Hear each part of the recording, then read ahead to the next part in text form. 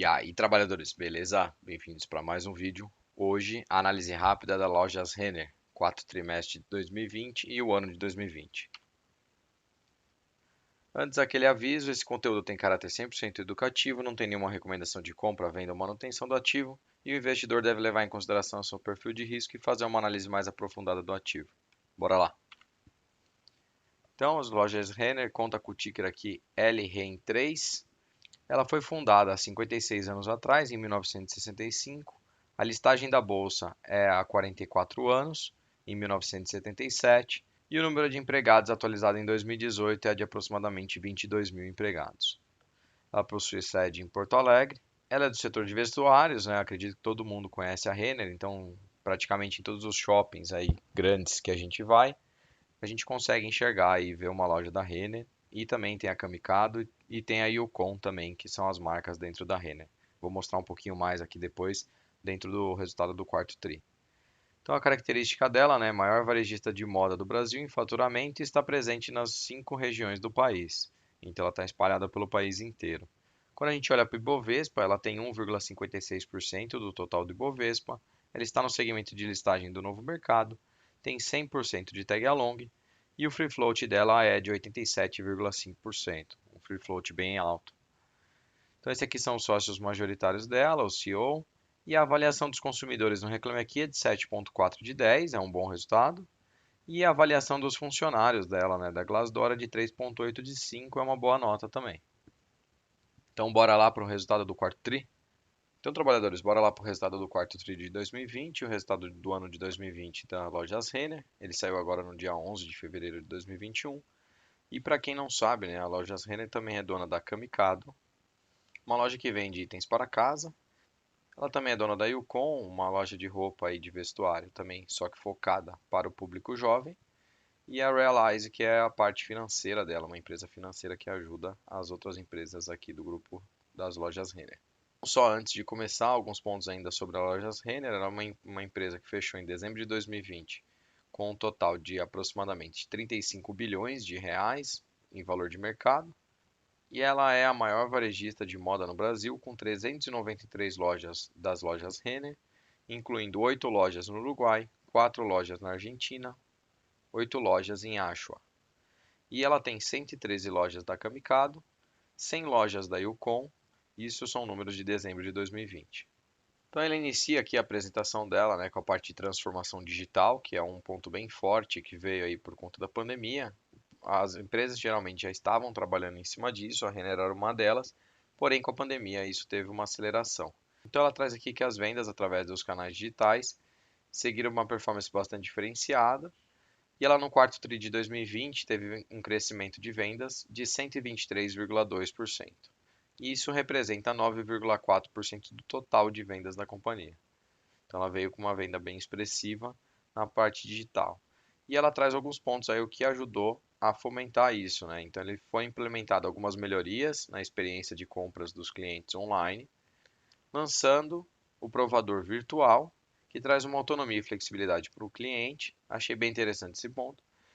E um outro ponto bem interessante também é em relação à parte de pagamentos, né? Finalização das compras, onde ela coloca que eles iniciaram a aceitação do Pix e outras alternativas de pagamento instantâneo. Isso facilita bastante na hora de receber o pagamento e também dá uma diversificada, melhorando aí, abrindo o leque de oportunidades de vendas. E todas essas ações de cima que eu trago, né, ela põe aqui que aumentou o fluxo, o aumento do fluxo nas plataformas digitais dela, não só em sites como app também. E o app da Renner continua se destacando. E ela coloca que esse app foi entre um dos mais baixados aí em relação à moda online no período da pandemia. Então ela traz aqui alguns pontos dessa parte digital, que é o fluxo, um aumento do crescimento de 153% no quarto tri de 2020, sendo isso aproximadamente metade vindo pelo app. Então o app foi de grande utilidade aí, grande repercussão nas vendas. Novos clientes, ela teve um aumento de mais de 110% no quarto tri de 2020, representando cerca de 80% da base total e 60% das vendas. E os downloads do app foi 180% maior no trimestre, e ela traz aqui também que ele foi responsável por 55% das vendas digitais, ou seja, mais da metade das vendas digitais vieram do app. Ela traz alguns pontos aqui interessantes relacionados a essa transformação, que é a transformação de Omnichannel. São alguns projetos, né, de estruturação, onde o foco é o uso das lojas como estoque para as entregas dos pedidos online e esse aumento relevante aí no sortimento. Então ela fez uma manobra bem interessante que tinha algumas peças que eram exclusivas, né, um sortimento exclusivo da loja física e ela abriu esse sortimento para o digital. E isso também ajudou a aumentar as vendas no digital. E um ponto bem interessante que ela traz é o novo CD Omni, que é a construção do novo CD em São Paulo, focado para esse canal de Omnichannel, e ela está dizendo aqui que está seguindo conforme o cronograma. Ela traz aqui alguns destaques do período, então a receita líquida de vendas de mercadorias caiu 21% em relação ao ano de 2019, muito por conta ali do final do primeiro trimestre e o segundo trimestre, onde tiveram muitas lojas fechadas, os shoppings estavam fechados. E aqui a gente consegue observar isso, né? O crescimento de vendas nas mesmas lojas, ela não teve crescimento, pois com as lojas fechadas, ela caiu aproximadamente 24% de vendas nas mesmas lojas, enquanto em 2019 ela tinha crescido 8,7% em relação a 2018. A tendência é, com tudo aberto de novo, ela voltar a essa retomada. A Lojas Renner é uma empresa que vinha com os números constante crescimento, né? A pandemia que teve esse impacto em cima dela, mas eu acredito aí que com a retomada, com a abertura das lojas, com a vacinação e a maior circulação de pessoas dentro dos shoppings, esses números tendem a voltar e talvez até melhorar, né? Ele traz o ponto aqui também nesse relatório em relação ao market share, pois algumas concorrentes, né, aquelas lojas de pessoas físicas, lojas menores, acabam fechando dentro dos shoppings por não ter caixa para se manter viva aí durante a pandemia e a Renner teve, e a gente vai ver até que ela acabou abrindo algumas lojas, então ela pode aumentar aí a fatia de mercado e esses números virem até melhores passado o susto da pandemia. Aqui em despesas operacionais, ela traz que teve uma queda de 4,7%, mas muito relacionado também às lojas fechadas, né? Não é uma queda expressiva igual teve nas vendas, mas é o que ajudou aí o número não vir pior do que já veio em relação a isso. Trouxe um lucro líquido aí com aumento de aproximadamente 1%. A margem líquida ficou com aumento de aproximadamente 4%, na casa de 16,5%. O ROIC dela ficou na casa de 15,9%, uma queda de 5,4%. Então, quando a gente olha o resumo operacional dela aqui, em vendas ela caiu 0,8% no quarto TRI, porém as vendas digitais subiram 123,2%. Então, ela traz uma continuidade aqui na recuperação gradual das vendas, com o aumento das lojas, porém ainda teve algumas restrições de funcionamento em dezembro, bem ali na época de Natal, que acabou impactando as vendas dela, porque senão ela talvez viria aí com um crescimento em relação ao TRI anterior.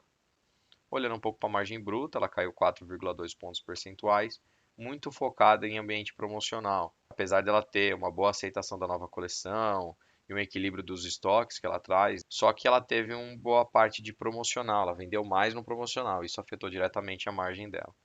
As despesas operacionais aumentaram 12,5%, muito focado na parte de fechamento das lojas, né, temporária. Isso impactou a operação delas e a diluição dessas despesas, pois fechou uma semana, fechou alguns dias, ela não consegue diluir essa despesa, por exemplo, de negociar um aluguel ou alguma coisa parecida.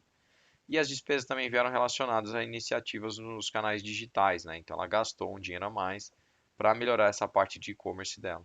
E ela teve um CAPEX no TRI de aproximadamente 125 milhões, muito por conta dos investimentos no novo CD, lá de São Paulo, em relação ao canal de Omnichannel, e investimento em tecnologia, igual eu já trouxe anteriormente. Falando um pouco de abertura de novos negócios, a Renner sempre veio muito forte nessa parte de abertura de novas lojas, novos negócios. Porém, com o ano de pandemia, não era um ano focado em investir muito em abertura de novos negócios. Mesmo assim, ela teve a abertura de 5 novas lojas da Renner, porém com uma receita líquida queda de ano contra ano de aproximadamente 23%. Isso porque as lojas ficaram fechadas durante um período muito grande, né? Quando a gente olha o quarto TRI aqui de 2020 com o quarto TRI de 2019, a gente já viu um aumento, então a gente vê uma recuperação em cima dessa parte da receita.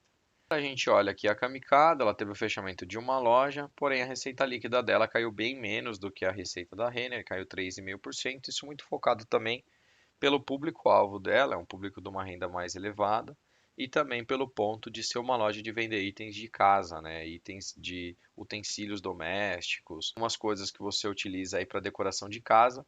E a gente sabe, né? Ela até traz esse ponto que com o passar de mais tempo dentro de casa, os clientes acabaram consumindo mais itens dessa loja para decorar a casa e se sentir melhor dentro do ambiente.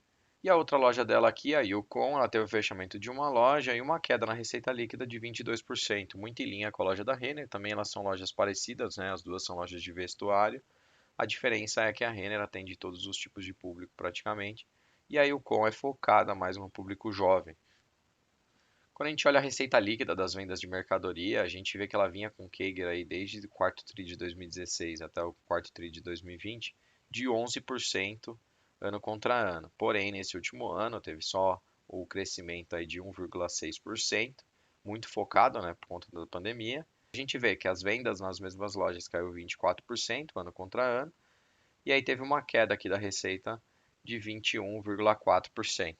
Falando um pouco aqui das despesas operacionais, ela trouxe aqui que o total das despesas operacionais teve uma queda de 32,1%, isso é um ponto positivo, né? Ela conseguiu diminuir as despesas, mas é muito focado também pelas lojas fechadas e ela não precisar gastar em investimento com essa parte de loja e manuseio de loja, aluguéis e toda a parte que ela teve de negociação. Porém, um ponto interessante é que ela reduziu as despesas aí na casa de 32% e a receita caiu em torno de 20 e poucos por cento. Esse é um ponto interessante que ela conseguiu fazer um bom trabalho. Falando um pouco do EBITDA ajustado da operação de varejo, ela vinha com um crescimento aí do quarto TRI de 16 até o quarto TRI de 2020, de TRI para TRI de 2,5%. Porém, aqui em 2020, 2019 versus 2020, ela teve uma queda de 26,5%. E aí ela fechou com a margem EBITDA aqui em 16,6% frente aos 18,4% que tinha no ano anterior. O ponto que ela traz bem forte em cima disso é totalmente focado por conta do fechamento temporário das lojas. Isso foi o que impactou o ano inteiro aí da Renner, porém a gente viu uma retomada já no quarto TRI de 2020. Quando a gente olha as contas a receber dos clientes, esse é um ponto interessante. Então, o total de contas a receber em dezembro de 2020 ficou na casa dos 3,8, teve uma queda de 0,4. Então, ela veio bem em linha ano contra ano. Ela teve um endividamento líquido, um aumento de 272 milhões para 712 milhões. E a gente olhando o endividamento líquido pelo EBITDA ajustado nos últimos 12 meses, ela saiu de 0,14 vezes para 0,6 vezes. Mas isso é muito focado pela geração operacional de caixa, né, do período que foi menor do que os anteriores. Mas também ainda está uma dívida bem controlada, né, na casa de 0,6 o EBITDA, a dívida que começa a preocupar ali na casa de 3 vezes o EBITDA para mais. Apesar de a gente ver isso em algumas empresas em específico, mas aí é porque tem algum detalhe envolvido nisso. As empresas que tiverem esse endividamento tão elevado sem esses detalhes de, por exemplo, uma elétrica que tem uma previsibilidade nos recebíveis dela, então ela não é nenhum desse tipo de empresa, mas ela está com uma dívida bem controlada, então 0,6 do EBITDA está bem tranquilo. Então, olhando aqui no gráfico, fica bem fácil a gente ver, né, que ela vinha controlando super bem a dívida desde dezembro de 2016, com uma queda bem acentuada até dezembro de 2019. Porém, ela teve esse aumento aqui muito por conta da pandemia e aproveitou aí as taxas de juros baixas para tomar dívida e ficar com caixa para manter a segurança em relação à pandemia. Isso para mim é uma manobra bem interessante, bem inteligente da parte da gestão. Olhando como acionista, a gente fica feliz de ver esse ponto. Falando um pouco dos investimentos, então eu já trouxe para vocês lá das novas lojas. Ele investiu quase nada esse ano, nem 100 milhões de reais para a abertura de novas lojas, sendo que em 2019 gastou 262 milhões, sendo que em 2019 investiu 262 milhões. A remodelação de instalações também veio pela metade do que tinha investido no ano de 2019. E o total de investimento aí então veio na casa de 544 milhões, frente a 751 milhões de 2019. O movimento aí de abertura durante o longo do ano é capaz da gente ver os investimentos dela crescendo já em 2021, quem sabe aí mais forte em 2022. Falando um pouco do lucro líquido dos dividendos, ela trouxe aqui um crescimento do quarto TRI de 2016 até o quarto TRI de 2020, na casa de 4,2% de TRI a TRI. Só que ela veio com uma queda, né, óbvio, de 31% do quarto TRI de 2019 versus o quarto TRI de 2020, tudo por conta da pandemia, né? Mas quando a gente olha a margem líquida, ela fechou o ano de 2020 com 16,5% frente a 12,8%. E ela traz aqui que no quarto TRI de 2020, a loja Renner creditou aos acionistas um dividendo de juros sobre capital próprio no valor de 0,076 centavos por ação. Se você é acionista ou pretende ser acionista dela, comenta aqui embaixo. Então, fechando aqui com o demonstrativo do resultado consolidado, a receita operacional líquida dela teve uma queda de aproximadamente 21%, os custos das vendas teve uma queda de 13,6%, muito focado tudo por conta do fechamento das lojas. As despesas operacionais dela teve uma queda de 17%. E quando a gente olha aqui o lucro líquido dela no período, foi um crescimento aí de aproximadamente 1%. Então, trazendo um resumo aqui do site do Fundamentei, ela tem o patrimônio líquido de 2019 versus 2020 com uma crescente. A sua receita líquida está em linha com a receita de 2017, muito afetado por conta da pandemia. A gente teve os shoppings fechados. Apesar dela atuar no e-commerce, o forte dela ainda é o presencial, né? Mas nada que foi muito grande aí afetado em cima do todo dela. A gente vai ver aqui para frente.